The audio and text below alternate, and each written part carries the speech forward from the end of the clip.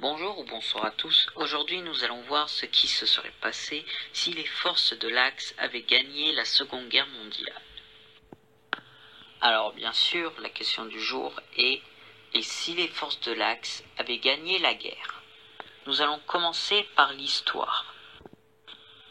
Durant cette guerre, nous trouvons dans le camp de l'Axe l'Allemagne nazie, le Royaume d'Italie et l'Empire du Japon.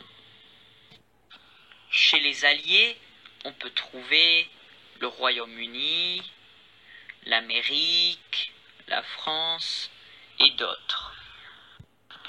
En 1939, l'Allemagne envahit la Pologne, puis autour de la France en 1940, ainsi que d'autres pays. C'est le 6 juin 1944 que les États-Unis, le Royaume-Uni, le Canada, la France libre et d'autres pays décident de faire un débarquement en Normandie.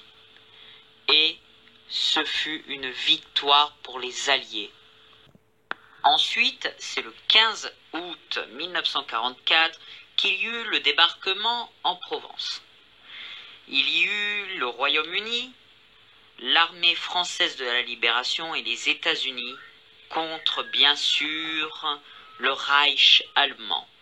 Les Alliés gagnèrent la bataille.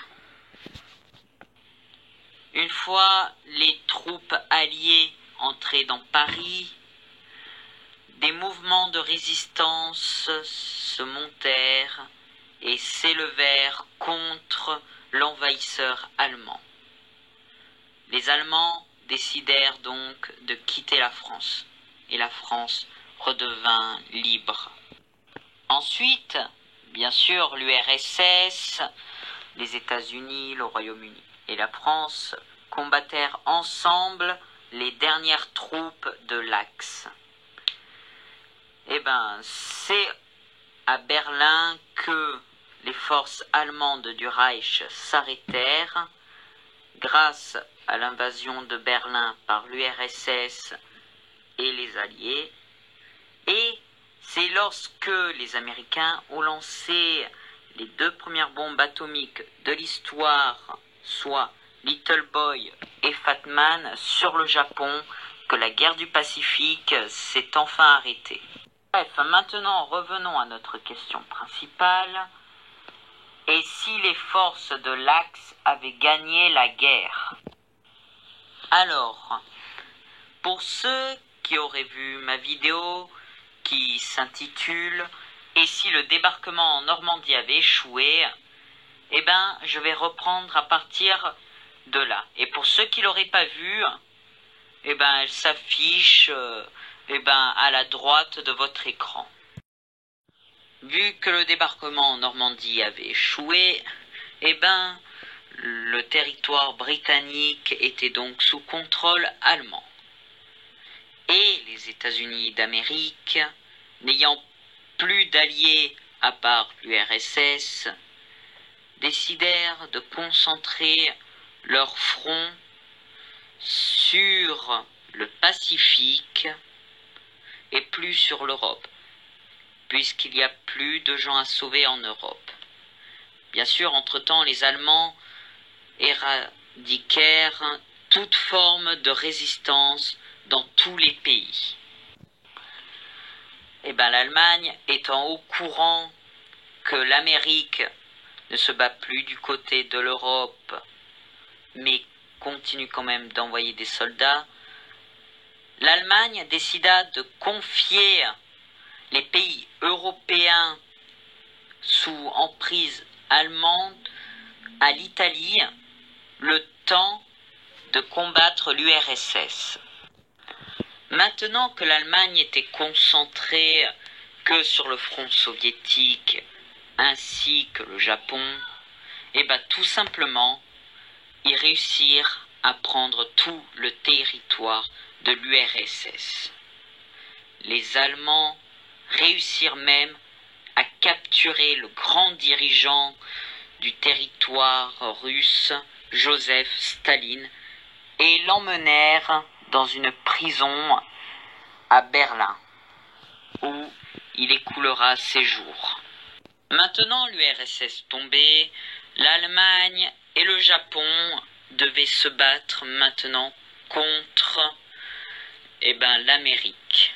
Et l'Amérique, ne pouvant plus protéger les territoires pro-alliés,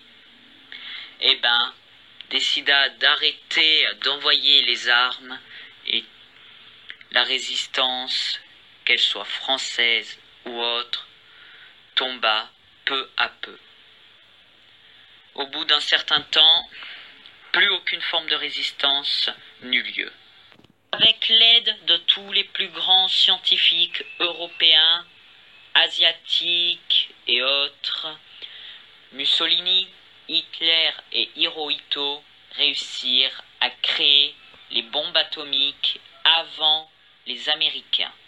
Et ils lancèrent une première bombe atomique sur la ville de New York. L'Océanie n'étant pas encore pris entièrement par le Japon décida donc de lancer une bombe atomique sur la ville de Sydney en Australie. L'Australie capitula. Le continent américain étant encore dans le conflit contre les forces de l'Axe, continua à se battre. Hitler, depuis la découverte des bombes atomiques, grâce à l'aide de Hirohito et de Mussolini, créa en masse, avec tout ce qu'il pouvait, des bombes atomiques. Et Hitler, une fois qu'une seconde bombe lui étant accordée fut créée, il l'utilisa pour l'envoyer cette fois sur le Canada. Une fois la seconde bombe atomique envoyée, l'Amérique du Nord décida de capituler, ayant peur que tout le continent américain se fasse bombarder de bombes atomiques. Et le continent sud-américain, n'étant pas forcément dans le conflit, capitula très facilement. Et après la capitulation du dernier pays se battant contre les forces de l'Axe, les forces de l'Axe décida de se partager le monde entier. L'Allemagne nazie récupéra toute l'Europe, ainsi que tout le continent africain et une partie du continent asiatique, ainsi que toute la partie est de l'Amérique. Le Japon récupéra toute la partie ouest de l'Amérique, ainsi qu'une partie de l'Asie et tout le continent océanique. Et l'Italie récupéra, malgré le désir de Mussolini de recréer le grand empire romain, ne put récupérer l'intégralité du territoire que les Romains possédaient autrefois. En revanche, il récupéra une partie de l'Afrique du Nord et une partie de l'Europe du Sud. C'est la fin de la vidéo, j'espère qu'elle vous a plu. Si c'est le cas, n'oubliez pas de laisser un like et de vous abonner. Et sur ce, je vous souhaite une bonne fin de journée et à bientôt dans une prochaine vidéo.